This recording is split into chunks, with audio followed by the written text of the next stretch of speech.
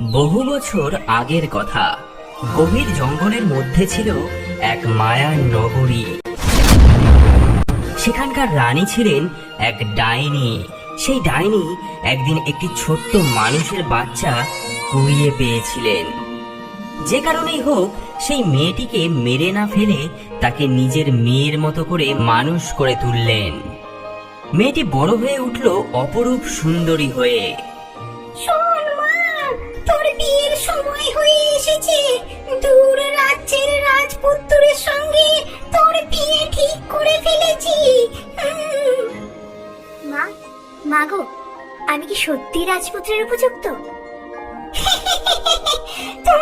তুই আমার মেয়ে, নিশ্চয় উপযুক্ত। তোর সঙ্গে যাবে আমার বিশ্বস্ত রাক্ষসী। সে তোর দাসীর ছদ্মবেশে থাকবে। হুকুম করুন মা। আর শোন মা, তোর সুরক্ষার জন্য দিচ্ছি এই দুই লিলিপুট ভূত। এরা তোর কানের দুল হয়ে থাকবে তোর সঙ্গে। দুটি ছোট্ট ভূত বেরিয়ে আসে বাক্স থেকে। লাফিয়ে তারা ডাইনির মেয়ের কানের মধ্যে দুল হয়ে ঝুলে পড়ে। আমরা সব সময় থাকবো, সব বিপদে রক্ষা করব। এরা তোর সঙ্গে কথা বলবে শুধু রাতের বেলায়, আর দিনের বেলায় শুধু তুলের মতো ঝুলে থাকবে। আর এই নে, এই দুটো ঘোড়া, একটা তোর জন্য, নাম মেঘদূত, মন্ত্র পড়া ঘোড়া এটা, আর একটা এই রাক্ষসীর জন্য। মা, আসছি তবে। কাঁদবি না বাছা আমার, তুই আমার মেয়ে। যা, রাজরানী হয়ে আয়।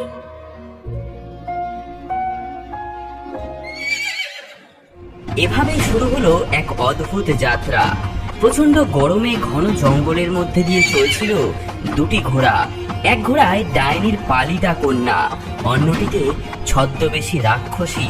হঠাৎ জলাশয়ের কাছে এসে, ওগো দাসী, আমার খুব তেষ্টা পেয়েছে। ওই জলাশয় থেকে একটু জল এনে দাও না। তুমি কি আমার মনিব নাকি? হ্যাঁ, নিজে নেমে খাওগে যাও। আমি কারো দাসী নই। মেয়েটি অপমানিত বোধ করে ঘোড়া থেকে নেমে এসে ঝর্ণার কাছে গিয়ে জল খেতে থাকে। হায় ভগবান, কি হবে আমার?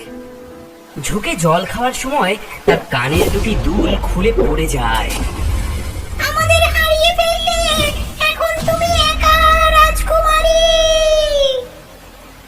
মেয়ে দুল দুটি হারিয়ে ফেলার কথা টেরও পায় না, কিন্তু রাক্ষসী দাসী সব দেখে ফেলে। ভালোই হলো, এখনো সম্পূর্ণ অসহায়। কিছুক্ষণ পর আরেকটি জলাশয়ের কাছে এসে, দাসী, এবার অন্তত একটু জল এনে দাও। দেখছো না কতটা কষ্ট হচ্ছে আমার? দাসী,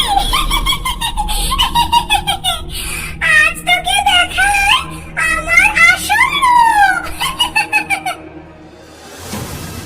দেখ আমার প্রকৃত রূপ। তোর ডাইনি মা আমাকে মন্ত্রের বাঁধনে বেঁধে রেখেছিল। আজ সেই বাঁধন ছিঁড়ে ফেলবো আমি। না, না, না, না, না, তুমি তো আমার মায়ের খুব বিশ্বস্ত। বিশ্বস্ত? তোর মা একটা ডাইনি হলেও আমার মতো শক্তিশালী রাক্ষসীকে চিরকাল বেঁধে রাখতে পারবে না। খুলে ফেল, খুলে ফেল তার রাজকীয় পোশাক।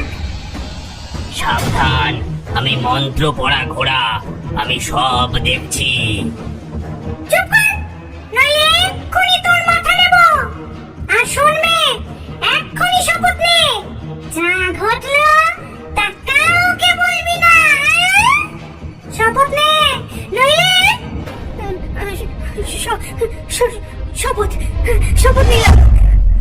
ডাইনির মেয়ে ধীরে ধীরে নিজের রাজকীয় পোশাক খুলে দেয়। রাক্ষসী পরে নেয় সেই রাজকীয় পোশাক এবং মেয়েটিকে পরতে হয় তার দাসীর পোশাক। এখন থেকে আমি রাজকন্যা, আর তুই একজন সামান্য দাস।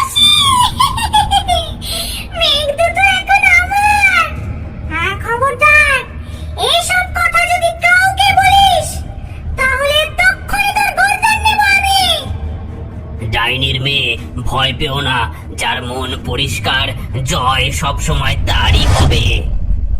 সেই ছদ্মবেশী রাক্ষসী এবং আসল রাজকুমারী রাজপ্রাসাদে গিয়ে পৌঁছায়। রাজপুত্র এবং বৃদ্ধ রাজা এগিয়ে আসেন। কি অদ্ভুত, কোণে সাজে যে এসেছে তার সঙ্গে এমন ছিন্ন বস্ত্র একজন কেন? স্বাগতম আমার প্রিয় কোণে। ধন্যবাদ প্রিয়তম, এতদিন পর দেখা হলো। ওই মেয়েটিকে যে ছেঁড়া কাপড়ে দাঁড়িয়ে আছে, ওটা পথে দেখে দয়া করে সঙ্গে করে নিয়ে এসেছি। ও কি আপনার কোনো কাজে লাগতে পারে? এত সুন্দর মেয়েটি অথচ এমন অবস্থা। আচ্ছা, রঘু রঘু নামে একটি ছেলে আছে, সে ছাগল চড়ায়, ওর সহকারী হতে পারে ও। ডাইনির মেয়ে এসব কথা শুনে সে নীরবে মাথা নুয়ে দাঁড়িয়ে থাকে। চলো তোমাকে কাজ শিখিয়ে দিই।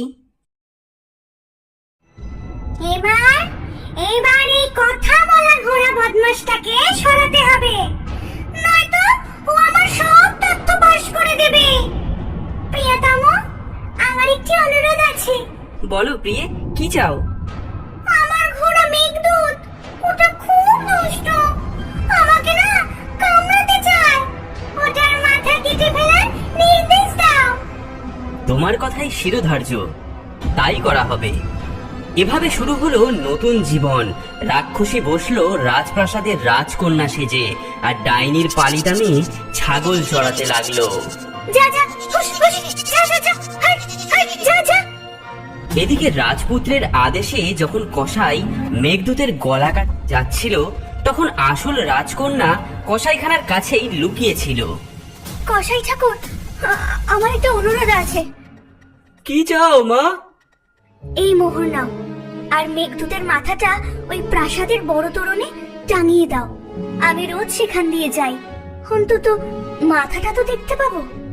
ঠিক আছে মা, তোমার কথাই রাখবো। এভাবেই মেঘদূতের মাথা এসে পৌঁছালো রাজপ্রাসাদের তোরণে।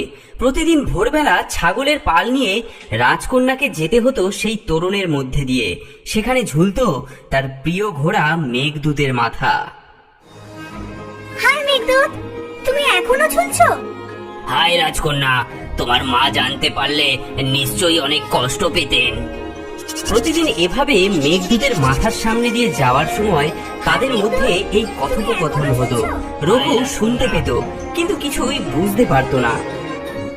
একদিন যখন দুজনে মাঠের মধ্যে ছাগল চড়াচ্ছে, তখন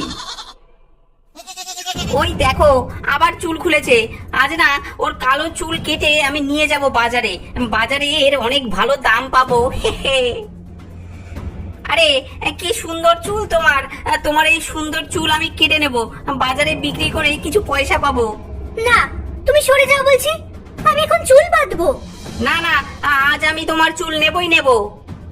ওগো বাতাস, বায়ুর রাজা, তুমি উড়িয়ে নিয়ে যাও রঘুর টুপি, ছুটুক সে তার পেছনে, যতক্ষণ না আমার চুল আঁচড়ানো আর বাঁধা শেষ হয়।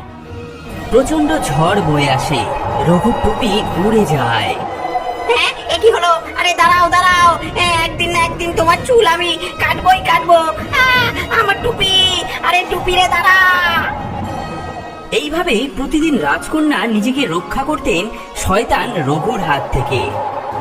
আর সহ্য করতে পারছি না, প্রতিদিন এমন হয়। আমি বৃদ্ধ রাজাকে সব বলবো। বলো বলো বলো, হয়তো এতে আমার মুক্তি হতে পারে। মহারাজ মহারাজ, এই মেয়ে প্রতিদিন ভোরে তরুণের কাছে গিয়ে সে ঘোড়ার মাথার সাথে কথা বলে, বলে হাই মেঘদূত, আর ঘোড়ার মাথা উত্তর দেয়। আমি নিজে দেখব, কাল ভোরে তুমি আমাকে নিয়ে যাবে। বৃদ্ধ রাজা লুকিয়ে রইলেন তরুণের আড়ালে। তিনি নিজের চোখে দেখলেন এবং কানেও শুনলেন সবকিছু। High Meghaduta, high. হায় রাজকন্যা, তোমার মা জানতে পারলে নিশ্চয়ই তিনি অনেক কষ্ট পেতেন। রাজা আরো দেখলেন কিভাবে মেয়েটি বাতাসকে আদেশ দেয়। ওগো বাতাস, বায়ুর রাজা, তুমি উড়িয়ে নিয়ে যাও রঘুর টুপি, ছুটুক সে তার পেছনে, যতক্ষণ না আমার চুল আঁচড়ানো আর বাঁধা শেষ হয়। এ তো সাধারণ মেয়ে নয়, এর মধ্যে নিশ্চয়ই কোনো ব্যাপার আছে। কে তুমি? কেন এমন করো? মহারাজ, মহারাজ আমি শপথবদ্ধ, কাউকে আমি কিছু বলতে পারবো না, বললে আমার প্রাণ যাবে। তবে ওই লোহার চুল্লি, ওই চুল্লির কাছে গিয়ে বলো তোমার কথা, তোমার দুঃখের কথা সব বলো। বৃদ্ধ রাজা লুকিয়ে রইলেন লোহার চুল্লির পেছনে। রাজকন্যা এলো তার দুঃখের কাহিনী বলতে। ওগো লোহার চুল্লি, তোমাকে আমি দুঃখের কথা বলি। আমি একজন ডাইনির পালিতা কন্যা। আমার বিয়ে ঠিক হয়েছিল এই রাজ্যের রাজপুত্রের সঙ্গে, কিন্তু পথে। এরপর রাজকন্যা বলে গেল সব কথা, কিভাবে রাক্ষসী তাকে ভয় দেখিয়ে পোশাক কেড়ে নিল, কিভাবে শপথ করালো। আজ এক বিচিত্র গল্প শোনাবো, সবাই মন দিয়ে শোনো। হ্যাঁ রাজামশাই, বলুন, আমার গল্প শুনতে খুব ভালো লাগে।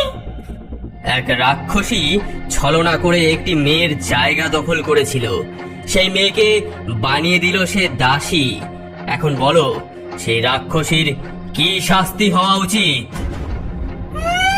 তাকে পেরেক বসানো একটা পিপের মধ্যে ঢুকিয়ে ঘোড়ার পেছনে বেঁধে টেনে মারা উচিত।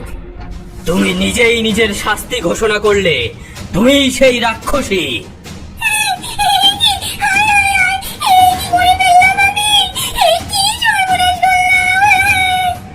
হ্যাঁ, এই যে ভয়ঙ্কর রাক্ষসী। এসো মা, তুমিই আসল রাজকন্যা। আমি মুক্ত, আমি আবার আমি হতে পেরেছি। তুমি আমার প্রকৃত প্রেম। সেদিনই রাক্ষসীর শাস্তি কার্যকর করা হলো। তাকে পেরেক বসানো পিপের মধ্যে পুরে দুটো ঘোড়ার পেছনে বেঁধে তাকে টেনে মেরে ফেলা হলো। আর রাজকন্যা ও রাজপুত্রের বিয়ে হলো ধুমধাম করে। মাগো, আজ তোমার মেয়ে আবার রাজকন্যা হয়েছে। এভাবেই সত্যের জয় হলো। রাজকন্যা ও রাজপুত্র সুখে রাজ্য শাসন করতে লাগলেন, আর বৃদ্ধ রাজা তৃপ্তির হাসি হাসলেন। পুতুল রানী, পুতুল রানী।